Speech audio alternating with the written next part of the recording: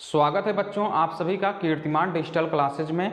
आज की इस वीडियो में बच्चों हम सीखेंगे प्राइम फैक्टराइजेशन यानी अभाज्य गुणनखंड कैसे करते हैं। ठीक है, तो हमारा आज का टॉपिक क्या है, अभाज्य गुणनखंड यानी प्राइम फैक्टर कैसे करते हैं, इसे हम सीखेंगे। प्राइम फैक्टर को सीखने से पहले हमें पता होना चाहिए प्राइम नंबर क्या होता है यानी अभाज्य संख्या क्या होता है। तो सबसे पहले हम देखते हैं अभाज्य संख्या। ठीक है, अभाज्य संख्या यानी प्राइम नंबर।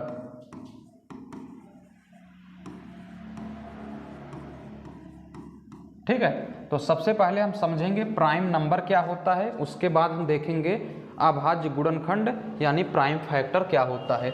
तो अभाज्य संख्या क्या होता है, ऐसी संख्या। ठीक है, अभाज्य संख्या क्या होता है उसे समझिए।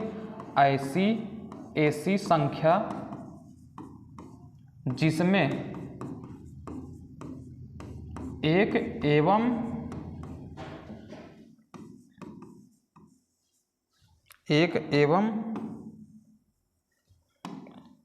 स्वयं उसी संख्या के अतिरिक्त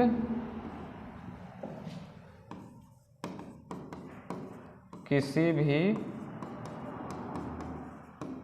संख्या से भाग न जाए या विभाजित हो।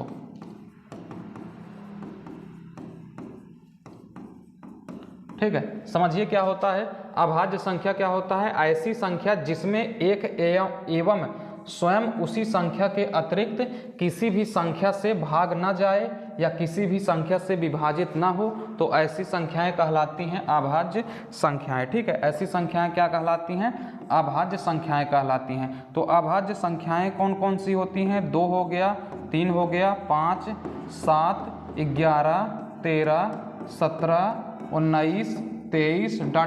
ये सभी क्या होंगी, संख्याएं अभाज्य संख्याएं होंगी। क्योंकि देखिए 2 क्या है, सबसे छोटी अभाज्य संख्या है, तो 2 में केवल 1 से भाग जाएगा पूरा पूरा, और 2 में खुद 2 से पूरा पूरा भाग जाएगा।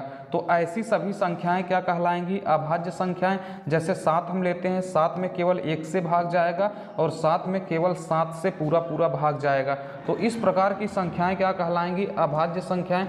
जैसे 23 है, 23 में केवल 1 से पूरा पूरा भाग जाएगा और 23 में खुद 23 से यानी स्वयं खुद 23 से ही भाग जाएगा। तो इस प्रकार की संख्याएं क्या कहलाएंगी, अभाज्य संख्याएं कहलाएंगी। ठीक है, तो आपको परिभाषा क्या याद रखना है, ऐसी संख्या जिसमें एक एवं स्वयं उसी संख्या के अतिरिक्त अन्य किसी भी संख्या से, ठीक है, अतिरिक्त किसी भी संख्या से भाग ना जाए, तो ऐसी संख्याएं क्या कहलाएंगी, अभाज्य संख्याएं कहलाएंगी। ठीक है, तो ऐसी संख्या जिसमें एक एवं स्वयं उसी संख्या के अतिरिक्त अन्य, ठीक है, यहाँ लिख देते हैं अन्य किसी भी संख्या से भाग ना जाए, तो ऐसी संख्याएं क्या कहलाएंगी, अभाज्य संख्याएं कहलाएंगी। ठीक है, अब हम देखते हैं अभाज्य गुणनखंड क्या होता है।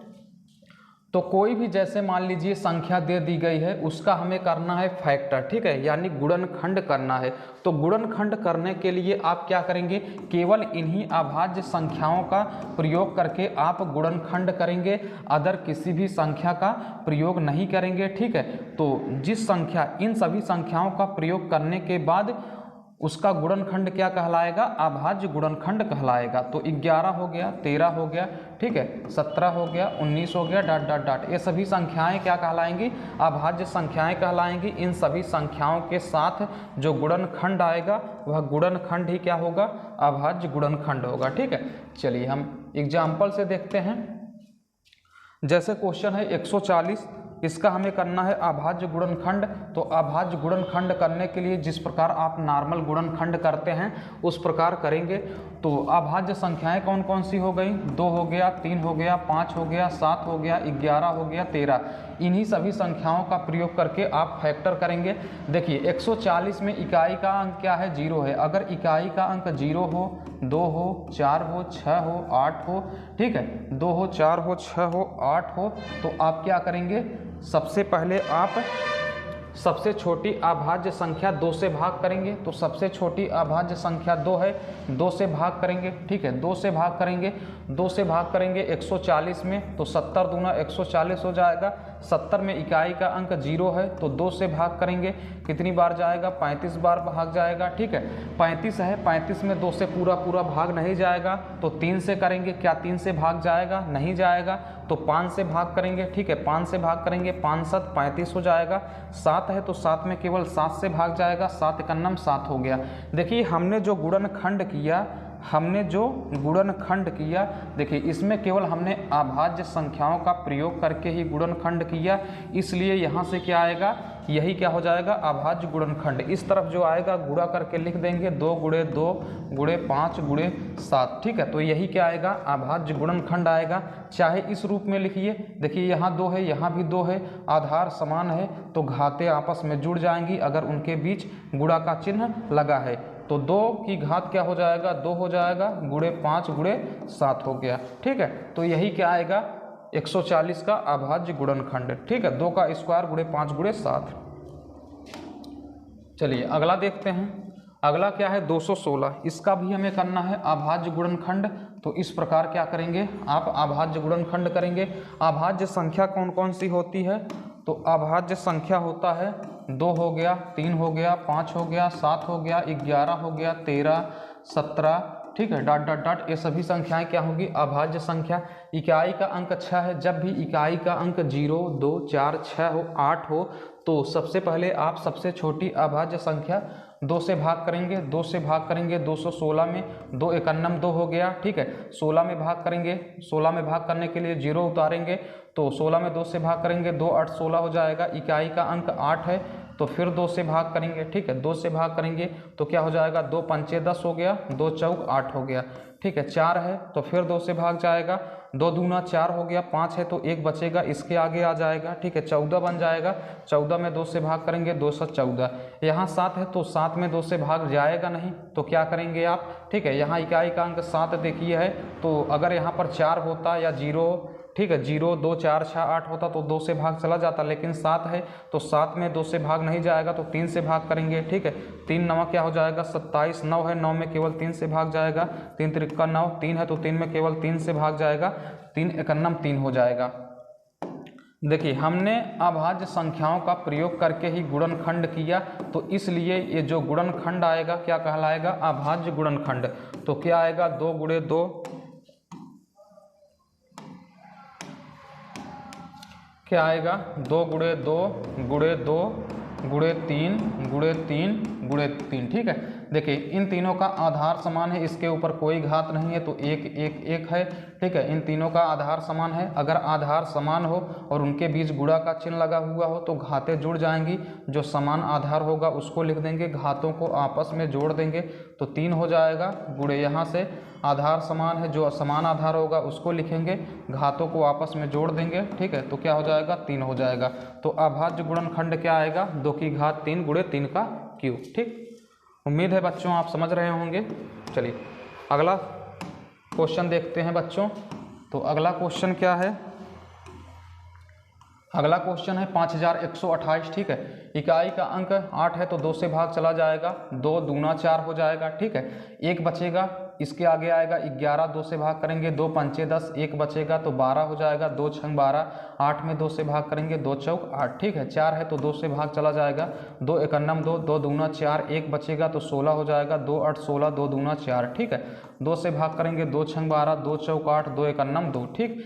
अब इसमें देखिए कितने से भाग जाएगा, यहाँ क्या है 641, ठीक है। देखते हैं इसमें किससे भाग जाएगा, 2 से भाग नहीं जाएगा, 3 से भी नहीं भाग जाएगा। अभाज्य संख्या क्या क्या होता है, 2 हो गया, 3 हो गया, 5 हो गया, 7 11 13 17 19, इसे डॉट डॉट डॉट, ठीक है। तो सबसे पहले 2 से करेंगे, नहीं जाएगा। 3 से करते हैं तो 3 से भी नहीं जाएगा, 5 से भी नहीं जाएगा। 7 से करते हैं तो 7 चौक 28, कितनी बार जाएगा, 7 8 56 हो जाएगा, ठीक है।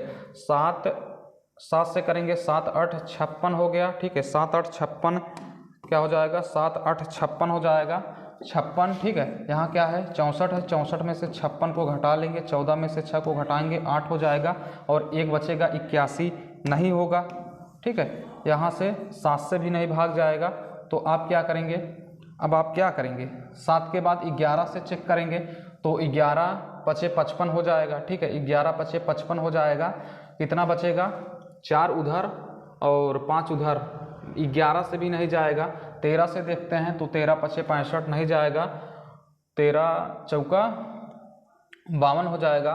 52 अगर करेंगे तो यहाँ क्या है, 6 4 है, 52 को घटाएंगे तो 2 हो गया और यहाँ 1 हो गया, 1 हो गया, ठीक है। 11 से चला जाएगा, ठीक, 11 से भाग चला जाएगा। इस प्रकार आपको चेक करना होगा, ठीक है। तो 11 से भाग करेंगे, 11 पचे 55 हो गया, ठीक है। 11 पचे क्या हो गया, 55 हो गया, कितना बचा, तो यहाँ से 55, ठीक है। 11 पचे 55 और सॉरी 13 से भाग जाएगा, ठीक है, 13 से भाग जाएगा, हाँ 13 से भाग जाएगा, 11 से भाग नहीं जाएगा ना, 13 से भाग जाएगा, ठीक है।